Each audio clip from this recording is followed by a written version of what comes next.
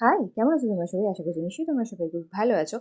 এটা একটা নর্মাল একটা দিনের মিনি ভ্লগ, যেদিনকে আমি শাড়ি পরে গেছিলাম ডান্স ক্লাসে প্র্যাকটিস করতে, কারণ আমাদের সামনেই একটা প্রোগ্রাম আছে, তো তাই জন্য আমাদের আদেশ দেওয়া হয়েছিল যাতে আমরা শাড়ি পরে প্র্যাকটিস করতে যাই।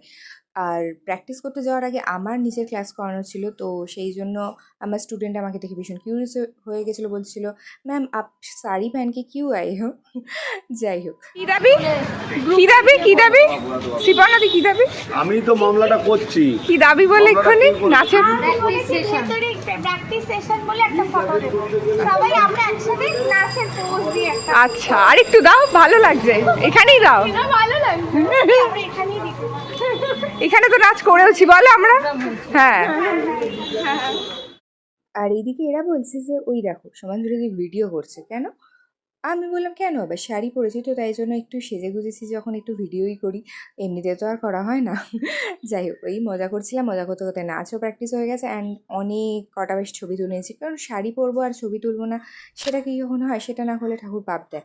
তো তাই জন্য একটু পোস্ট টোস্ট দিয়ে ছবিও তোলা হয়ে গেছে, আমি একা এবং সবাই মিলে একসাথে। সো এই ছোট্ট মিনি ব্লগটা কেমন লাগলো সেটা অবশ্যই জানাতে ভুলো না।